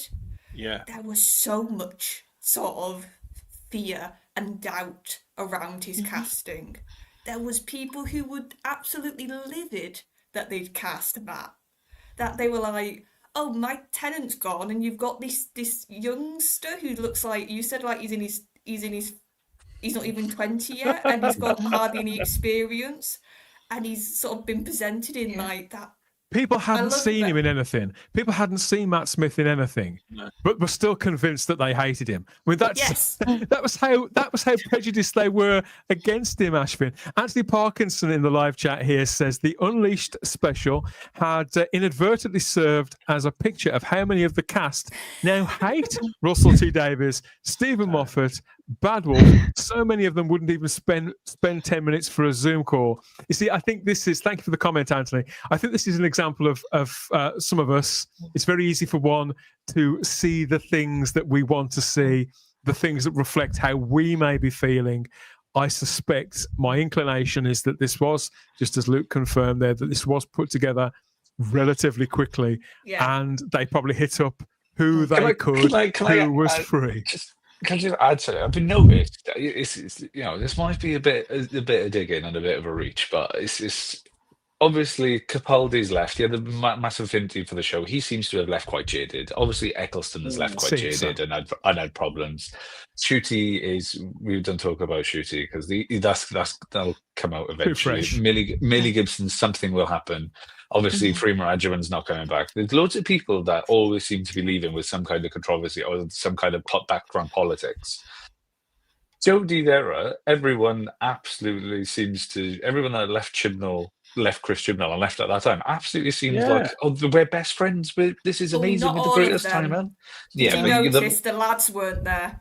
They didn't even get mentioned. But exactly. Tosin Cole is now the busiest guy ever. His career's actually taken off and he's doing well. But it's like the way they speak about the way they speak about it and the affinity they have, and it's like it seems completely chalk and cheese. I don't know if it's because the Chibnall was very closed down. I have heard stories of Tosin Cole in particular felt very bitter about how he was treated on Doctor Who, how his character was written, this is stuff that it's just some stuff that I've heard, that he doesn't really wish to be associated with the show anymore, or for the time being, or for whatever reason. And just as Luke says, he has gone on to secure a couple of really quite impressive roles. I've not seen the things that he's in, but apparently he's great in them. And sure enough, when Tosin and Mandip first appeared in the cast, I did what a lot of Doctor Who fans did, and I went and looked up these people for some sort of reassurance that they had got the right people, because I was desperately worried about the show by then. I thought, okay, she's done this. Okay, a soap or this or that or the other. But then again, Billy Piper. And then I looked at him and it was, okay, stage production after stage production. Thought he looks like he's the one I wasn't worried about. And in the end, I couldn't even remember the guy's name until this. Here's the thing. I've had this impression for a while.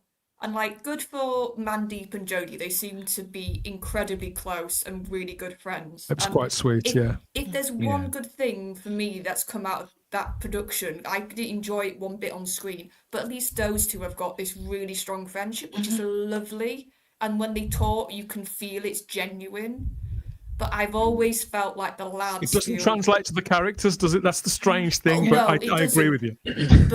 And I've always felt like Bradley and Tolson have sort of never had that closeness with Jodie and Manny. That's just a feeling I've had for a while. So the fact that they were hardly mentioned, really, I understand that they couldn't get them on screen. They're both very busy actors, but it felt like they just talked about the sort of Jodie and Mandeep sort of part of that era. Nobody else really got a look in. Dan didn't get mentioned. So that's what I feel like with that era. Those two have come out really good mates. I don't know about the others. It's quite funny as well. There's people completely rag on Tennant for wanting to. The Tennant's coming back again. Tennant's coming back again. He hasn't come back that many times, but he has come back. But realistically, if you're going to do a multi-Doctor special, he's literally, apart from now Jodie, he's the only one that actually can feasibly come back. Capaldi won't. Matt Smith can't. Eccleston won't. Shooty can't. So it's literally, if you're going to do a multi-Doctor special now with New Who's, it's 9 times out of 10 it's going to be Tennant that's going to come back, or Jodie now. I'm so sick of multi-Doctor stories. I'm so fed up of them bringing 2 or more incarnations of the character back for the time being. I sincerely am. They've even managed to cheapen that, in my opinion. In fact, looking back at what Ashvin was just saying, actually, it really has rung true. Because although I've enjoyed some of the last 2 seasons to some degree, I've been very open about that. There's been lots I've found to enjoy here and there. It was, strangely, this edition of Unleashed which has affected me more as a fan, seeing and hearing things that I haven't looked at in a while, clips of stuff, or people talking, like Ed Thomas talk about his Dalek, all that, genuine emotion from people, pride in having worked on it. Just as you said, Sarah, Mandip Gill here, who was, landed with a terrible character. I'd forgotten by the end of her tenure on it, Mandip Gill, every time she was interviewed, she was talking a load of ideological bullshit as well. Here she is. This is the girl that I remember who was so excited to be on this show in 2017 and 2018, to the point where I just thought she was delightful. And she, of everybody on it, she was the one who seemed almost fanish and like it's as if she was like pinching herself the whole time. And it's as if the show beat that out of her. And I'd forgotten, and she's got that light back in her eyes here. I also loved seeing Arthur Darvill on screen too. Why is Arthur Darvill not aged at all? The portrait of Dorian Gray. That's 20 years ago. So it was lovely to see. It was lovely to see him again. Very successful actor, but he does a lot of stage work, doesn't he? So again, he's not somebody He's a who musician will go on, as well. who will go on I'm a Celebrity, Sarah, or things like that. So it was lovely to hear him speak as well. So much affection for him. And Pearl Mackie too, who I wouldn't say I'd forgotten about her, but she was part of it for such a short period of time, made a sort of big impact in a character that I genuinely liked. And so it's like, it was just really nice to see her. It was weird because I was really happy, but I got these pangs of sadness looking at like, I used to love you, I used to love you, I used to, and I thought, oh God, we're never going to have it this good again. Double-edged sword, isn't it? But yeah, I loved Bill, even though she reminded us that she was a lesbian every week. She didn't write them, though, did she, Pearl? To be fair, but and it frustrates me because I think, if she'd have had another season, I'd have loved to have seen that character develop because I did love her chemistry with Peter. But yeah, it was nice to see it. I mean, it was lovely. I got this massive pang of love just seeing Arthur and Karen again. And it took me by surprise because obviously we've seen Karen in other things, in Guardians of the Galaxy and Avengers and Jumanji. She's never really been off screen, but to hear her talk about, that time with Matt and with Arthur, and I think, and in her accent as well, not in a Nebula accent. She's not done Hollywood, has she? Not at all. No, and I think this is it. It brought out the best in everyone. Everyone was just sat there having a good time, big smiles on the face, fanning out about all the good times. There was no ego. No, there were no ego. There was no politics, and you just think, how much is it these actors, or they're just being told you've got to do these talking points in interviews? Because there was just none of that nonsense, and it was just really natural. And it was just an absolute joy. And this is, and again, Dan, I've never warmed to the Yaz character. I mean, I gave up anyway after The Timeless Child, but I'm like, well, actually, Mandip seems really lovely. If I saw her at a convention or something, I would actually talk to her. She seems really lovely and just happy to be there, and she's got that good experience. So I am glad, despite the total disaster of that era, there was some good. I'm really genuinely happy for her and Jodie. I mean, and that what you said about the sadness and also the happiness of seeing those people again, and the point that you said, is it the act? Are they told to go on those sort of talking points? There's a brilliant clip of Tom Feldman, who played Draco Malfoy in Harry Potter, that he was interviewed last night, and about are you what about all this J.K. Rowling stuff and He said, I don't look at that stuff. Lot of love for J.K. because she's brought the world Harry Potter, and the world's a better place for Harry Potter and everything. And I think it's probably the fact that they aren't probably given the right sort of, it's okay, love, the right sort of PR advice. It's just sort of like, don't answer questions on that. Just say how wonderful the show is. And I saw that clip as well. He gave what I would call a Tom Cruise answer. Very diplomatic, absolutely. Very charming, and then on to the next question. Well, and I think if they did that more, we wouldn't have the mess that we have now. Well, no, it's like, I was reading an interview with Jonathan Bailey, and this is a little thing that he said, and I was like, oh, that's so cute, and it just shows why people like him. That on set of Jurassic World, Spielberg did a FaceTime with the cast for that movie because he's an executive producer on it. And he said, so I knew he was doing these FaceTimes, and like the other actors went before him And he said, and somebody was like, "Oh, we think you're next, Jonathan." And he said, "I literally went and hid on the set somewhere because I was so nervous to talk to him." Yeah. And because he's a massive film buff. And like that's what I mean and what David's talking about. It's actors when they sort of lower the guard a bit and you sort of see the true who it is.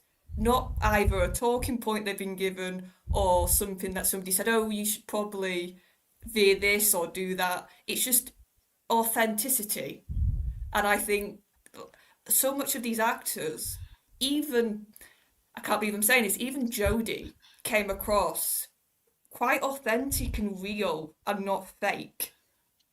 And it's like, how have you managed to do this with somebody? I've got to be honest, her voice is still, I'm sure it could grate cheese. It goes right through me. That's West Yorkshire for you. But I do know what you're saying. She did seem to be a bit more authentic, a bit more natural, Yes. and genuine in her. I mean, she was dressed in a very feminine way again. She just seemed far, far happier. And whilst, you know, I wouldn't go, so I wasn't remotely pleased to see. I wouldn't care if I never heard that voice again. But on a human level, like you said about the friendship between herself and her co-star, you know, you would not begrudge anybody that. That would be inhuman to think in that manner. You know, I genuinely wish them all the best. But people can come so far and change or show a different side to them depending on the circumstances that they're in. Stephen O'Neill says it went downhill during the Dr. Huddersfield era, the Jodie Whittaker era, and there's been lots of people picking through. There've been people who aren't keen on all the eras here. There's been somebody was just saying how much they hated Series 2 back in 2006. So you know, you did Tom Haynes was missing Matt Lucas again. People that just weren't there. All that kind of thing. Bless Arthur, you know, Arthur Darvill. People are a big fan of Arthur's. And I hated Clarus as the terrified monk there. I hated Clara when I first watched it, and then it obviously changed his opinion. And so watching a documentary like this, a presentation like this, it can remind us of the journeys that we've travelled, I suppose, with the actors and with the characters, for better or for worse. Sometimes there's characters that I've loved at the start, Ashvin. I've ended up thinking, okay, you can go now. I've had enough of you. You can go. It's only to be... we're only human. We're only human, aren't we? Another thing that's also sort of niggling away at me, particularly of late, since the return of Billy Piper, is the idea that sort of anyone can come back now. I think obviously since Russell T Davies came back to the showrunner's chair, there's people in the live chat asking about, you know, would you think Stephen Moffat could come back? Stephen Moffat has been very clear. He's got zero intentions of going back. He said it multiple times. Since Russell has come back, full enough, he's even over on X, where he's becoming more and more active on social media. It's very clear he doesn't want to go anywhere near the show in that capacity again, for his own reasons, I would imagine, probably in line with the video clip that we looked at earlier on. But as regards casting, obviously we've got the precedent set now that not only past Doctors can come back, but past companions playing whoever they're going to play. And people are talking quite a lot about Matt Smith again after Stephen Moffat mentioned this. He said, I WhatsApped Matt this morning, obviously at the time of recording, saying it was 15 years since Fish Custard, if you remember, and that Matt Smith had replied to him on WhatsApp, "I wish I was on that set now." And exactly. So do we, Matt. So do we. Yeah, so do we. Yeah. Moffat followed it up with, see, you see, Matt, don't leave, and looks straight down the camera at his former star, the man he turned into a sort of national treasure, really. It was a nice moment. I like this side to Stephen Moffat. I'd forgotten how much I like this guy. Yeah, me too. I'd got a kind of warm, fuzzy feeling. Yeah, I do. I've got to admit, though, I warmed to Jodie on this. a little bit. I mean, obviously the accent doesn't grate as much as for me. I'm used to that accent. Sarah, I want to be clear. The accent doesn't grate on me. Her voice, not her accent. I know. It's her voice. It's different. The tone of it. But that was the thing, because she does that sneery voice when she's acting, especially when she was in Doctor Who. She wasn't sneering, she was actually quite humble, I thought, especially when she was talking about the crew as well. I thought that was a nice touch, how everyone kept mentioning the crew, because they're the ones that make it all work, and you never really get to see that side of things. But yeah, the one person that made me kind of get the hackles up, it's Chris Chibnall. I just can't listen to him. I really, I thought, having some distance, what was I going to be like? And I was just like, you, sir, are just a bell end. I'm sorry, you. Mr. Glum strikes again. My one regret of Doctor Who is that poor old Jane Baker didn't live to see his car crash of the seasons, because I know Pip did, but well, some of it. But that when he was so frightfully rude to them back in 1986 on the open air BBC program, which exists on your season 22 collections, should you have them, as a DVD extra. It's almost from that day onwards they put the voodoo on him, and it certainly shows up with the quality of some of his, or most of his writing, I have to say. Yeah, and I'm glad that it. Sorry, Charlotte. The main thing that sort of did heckle me, and I think they, especially with what they said at the end, they opened it up with the tease of the Billy sort of spoiler, and like him holding the rose and sort of saying, well, what, we've got something to show you. And I was like, okay, it probably won't be much. I'm not expecting a massive thing about Billy, but it might be a couple of lines, her giving us some information. And it was just her sat there going, I would come back. Yes, love, you've always said that. You've always said that you love this show and that you'd come back. That's not actually new information about you. It didn't clear anything up.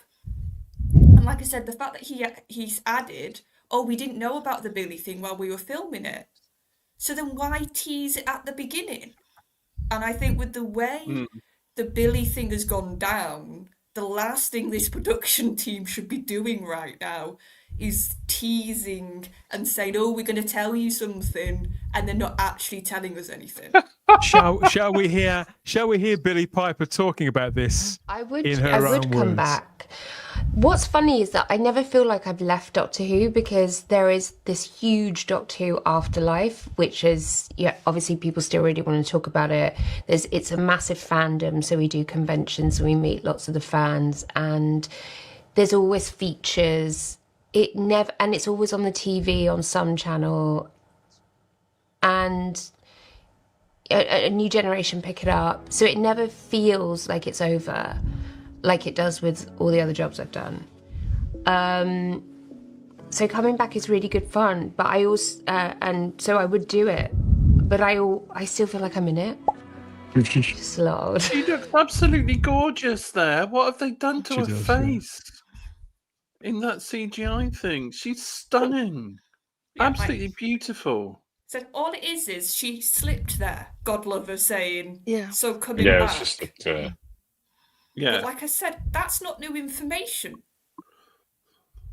So you don't do the tease. That's just, I would have rather they've just had that clip at the end. It would have been a nice sort of thing of her starting to sort of show she's very happy to be back. Sure, have that clip. And I think, honestly, people, the more they sort of leave I've said this before, they can't leave this limbo for too long, I think, with the Billy thing. If it gone down well, they probably would have been able to. Because the excitement would have been there, the sort of fans just sort of thinking about it, doing theories. But it's gone down like a lead balloon. Well, the rumours are, though, they're very, very close to signing with the new streamer. The rumours are kicking around that something's happening sometime soon, that they are quite close with another streamer, but who knows? Is it you and Dave?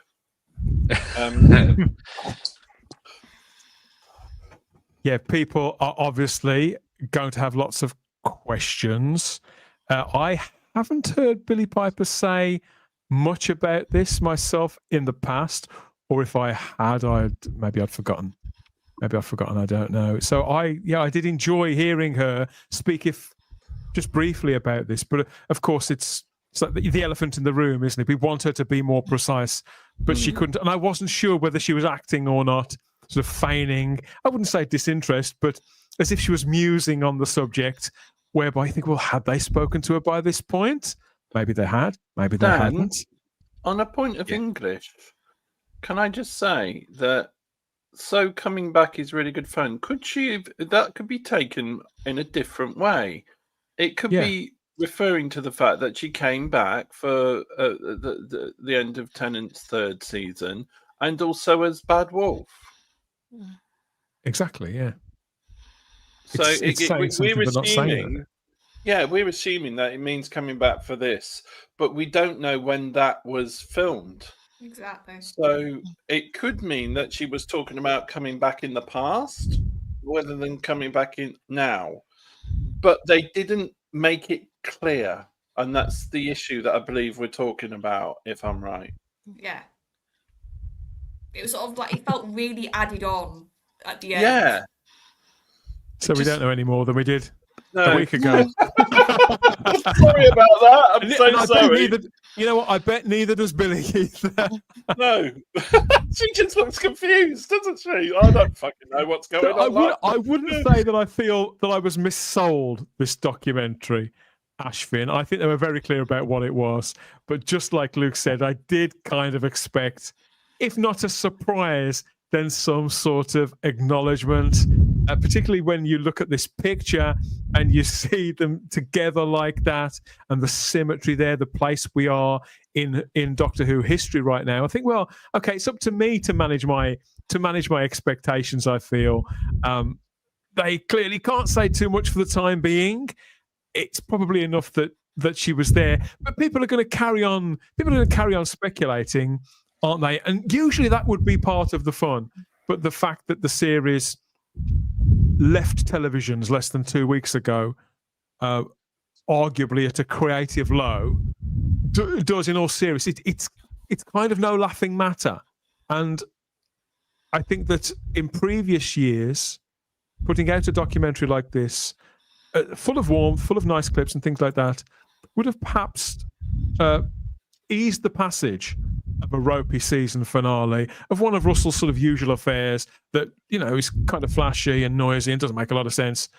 But in light of the fact of what happened and Caption Gate and everything else, I can see why this documentary may not have had the riotous reception, the jubilant reception that they would have intended it to have. I think it was put together in an aim to please Ashvin, but I just don't think it's going to. I don't think it's going to satisfy many appetites. Is what I'm saying. What do you think?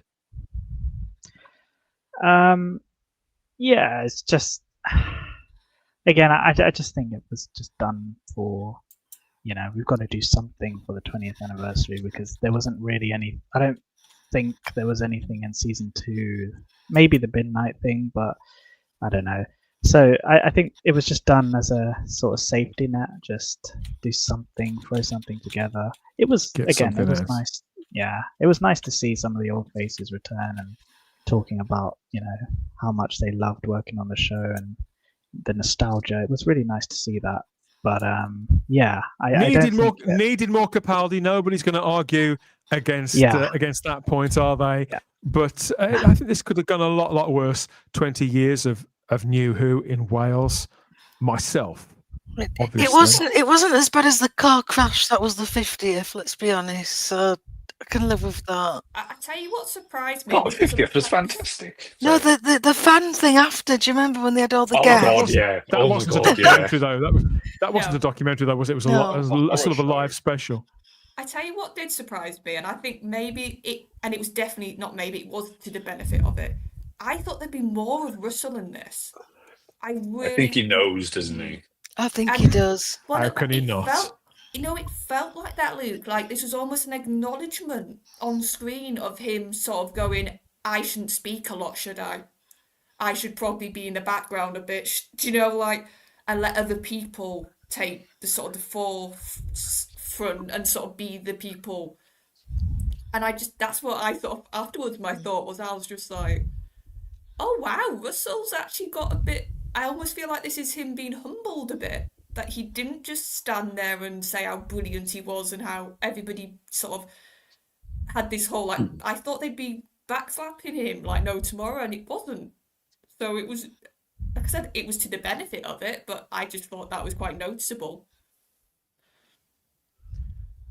Tony, I think they already live made chat. a documentary about him anyway on BBC before the series yeah. came out. Anyway, so he's had his time.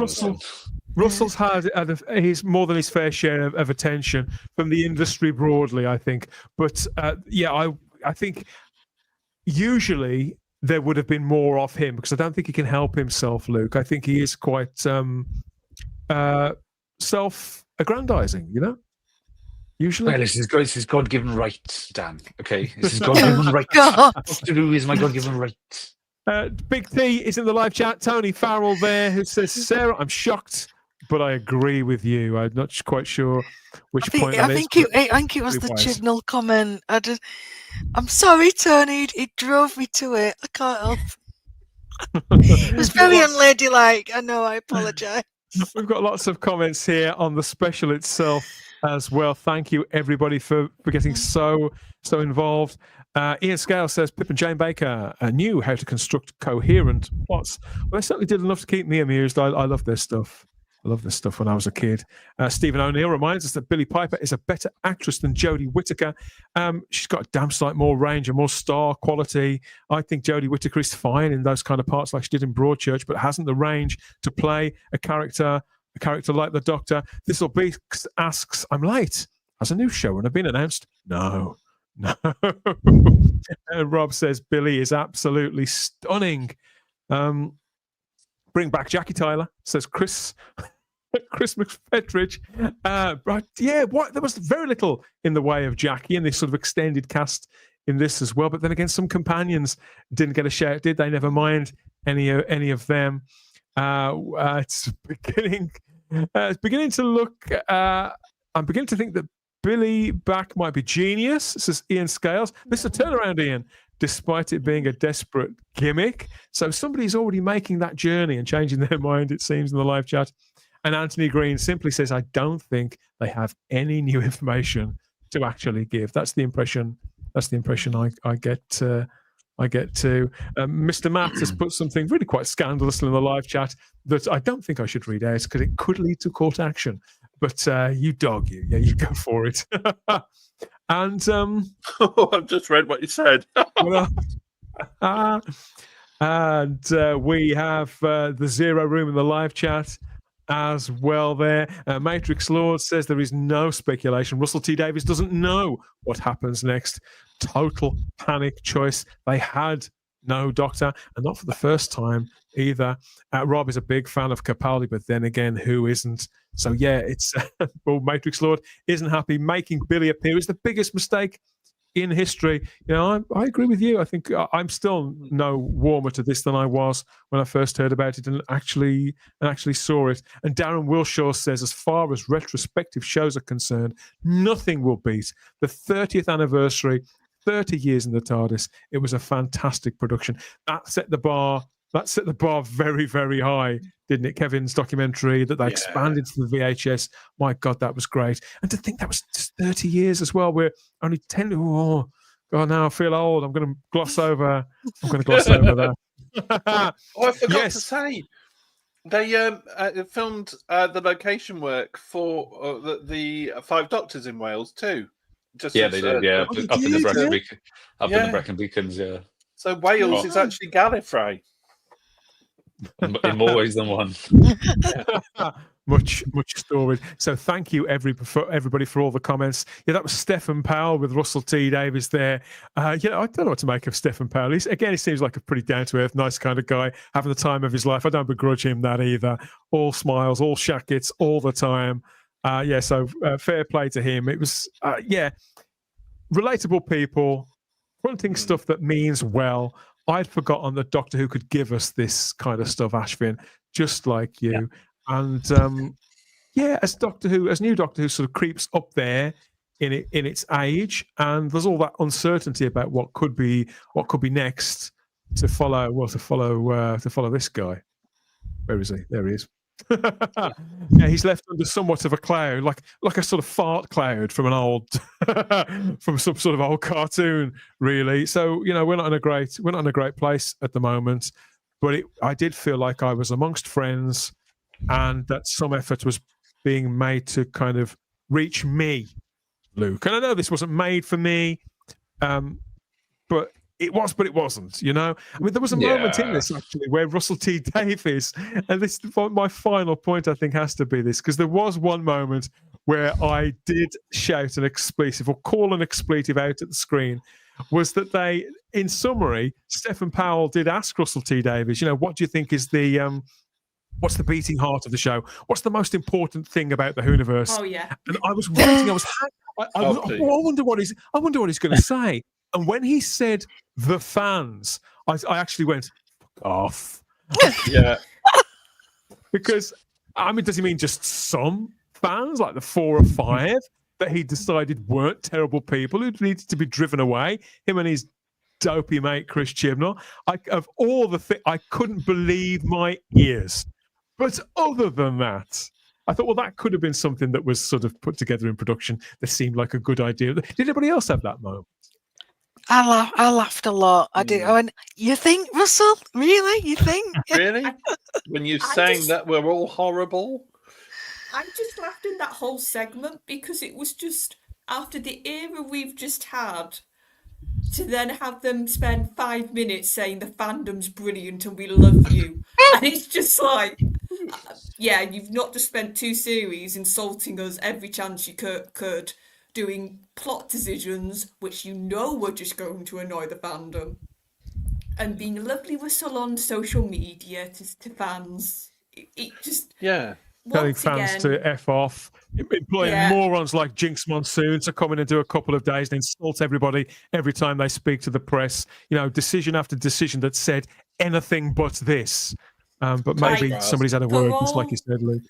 That was the only bit that felt false. Everything else felt real. In this, that was the only bit where I was like, okay, you've done this so you can say, look, we do love you.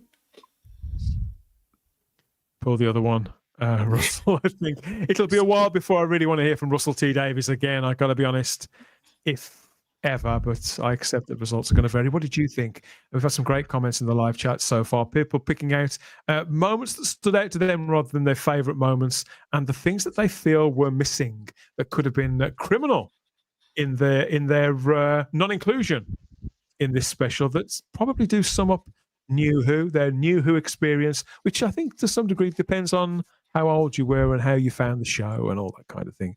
But generally speaking, I thought this was a win. I think we should take this as a win.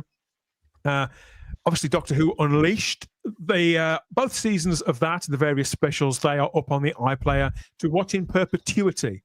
If Doctor Who does come back, maybe that'll be back in one form or another. I don't know. Maybe, but then again, it's understandable if Stephen Powell and the people, if they move on from that too. Who knows? But this edition, so 20 years of New Who in Wales, that is up on the iPlayer to watch right now. How long it'll be there for? I think those stay up permanently all the time as well. Then probably get moved over to the Whoniverse app. I don't know. So it's there for you to watch if you've got a TV license. I don't know about people overseas with this. I don't think it's been shown on Disney Plus. I don't think they have it, but Amazon does have Doctor Who Unleashed, so maybe it'll turn up on there in time. I don't know. Let us know your experience and what you think, and what are your favourite Doctor Who documentaries from throughout the lifespan of New Who and classic Doctor Who, whether they be the ones that are on the DVDs or the Blu-rays, or the stuff that's been on the telly. We're all ears. Let us know what you think. Get back to us in the comments section with some more of your thoughts, your observations, your pet peeves, and your pot shots. Don, what on earth's happened? Nothing. It's about Billy, isn't it? Yes, it is.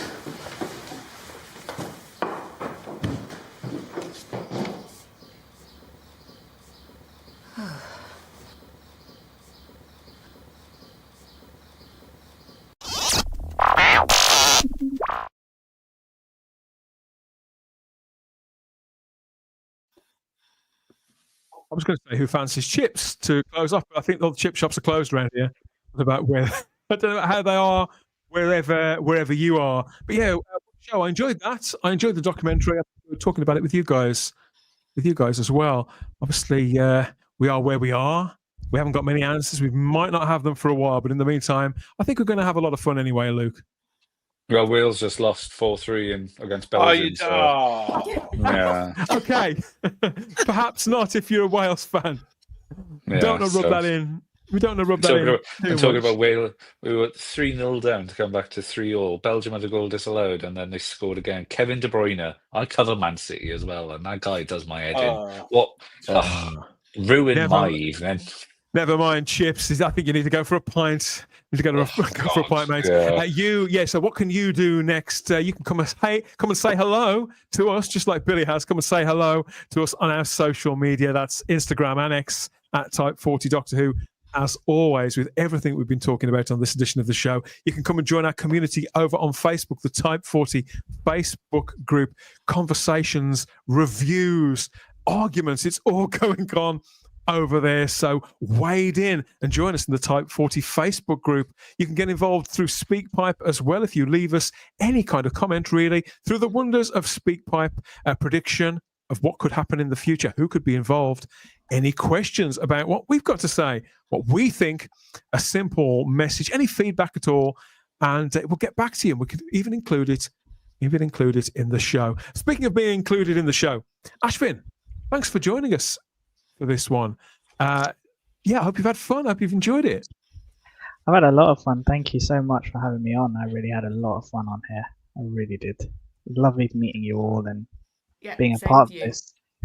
Thanks for coming on. Thanks for supporting us all this time. We have spotted you in the live chat and on social media as well. But if people do want to find you and interact with you and follow you, which social medias do you do? Where can people find you? I usually only use X. So yeah. So mine is I'll type it in the chat. There you go. Let them know in the live chat. We'll put it in the description to the video as well, so people can go and find you. Please come back if you want to talk some more. If anything strikes you, we'll bring you on again, have another chat, and see what we can uncover about Doctor Who together there and your connection to it. Yeah, I'd love to come back. Yeah, thank you so much. Good one, everybody. Good one. Okay, so there's that. A reminder too, if you want more of this, there's still time. Still time if you haven't caught it yet, or you want to go back and relive our pain when we reviewed in real time there, Charlotte, that season finale. Our live reactions are there, immortalized on YouTube and Rumble there for people to rewatch. 2.5 hours worth of it, wasn't it? So that's all up for people to get. If you haven't caught up with it, you want to see it again. Or there is my musing on the notion of Billy Piper as Doctor Who. Dear, that was a bit lumpy as well, Sarah. You can see the look on my face. I wasn't a happy camper. I'm not really any happier now, but the video's still up there as well, so you can go and catch my suffering as I try to sort of get my mind to wrap itself around the notion that Billy Piper could, maybe, possibly, be Doctor Who. We'll find out eventually. It is a very good watch to see you grappling with those thoughts, Dan. Grappling with senility any day. I had a great time. I had a great time. So there you go. Yes, so Ashford, Sarah, great to have you back on. Yeah, I'm very happy to be back. It's nice to be part of this panel and not just Thursday panel. So yeah, I might have to just drop in on the odd Monday just to keep you all on your toes. Yeah.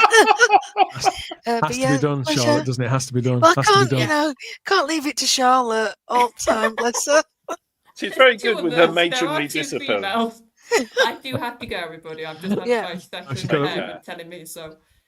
Okay, then. We've got to Good pop night, off. love. You take Good care. night, Charlotte. We'll see you on Thursday, and we'll see you on Thursday as well, because that is where we leave it for now. We're going to run around the TARDIS, around the corridors, and in some of those doors. David, I'm still not quite sure where any of those doors actually go, or if they go anywhere at all. You know? No, I think they just go to the fancy dress costume stores that they've got on there, and also the bathroom. But judging by some of Shooty's costume at the end of Lucky Day, there might be a certain a massage area there. I'll certainly watch myself anywhere near the middle one, because you never know when the ghost of Jodie Bloody Whittaker's going to come out of there. by all accounts, and if I want something to keep me awake at night, that'll definitely do it. She'd pop out just to say, just to keep you on your toes. I'm sure, Dan. Chase you around. More cheese, Daniel. Oh dear. Oh, it sends a shiver up my spine. No, I've just got this weird crossover of Jodie being in Wallace and Gromit. Can you imagine? A plasticine Jodie. I really like Wallace and Gromit. So. I'm sorry, Dan. I'm sorry. Okay, so yes, we're doing the thank yous. We're wrapping up. Sarah, yeah, it's great to have you back on. You know you're welcome back. There's always a seat there ready for Starry-Eyed Girl to be filled, whether it's here on the early edition or on the Big Who on Thursday from 8 p.m. there. Another one coming up in a couple of days' time, as always. What are we going to be rambling on about? Who knows? Well, I know. I sort of know, Luke. Simon Horton, he definitely knows.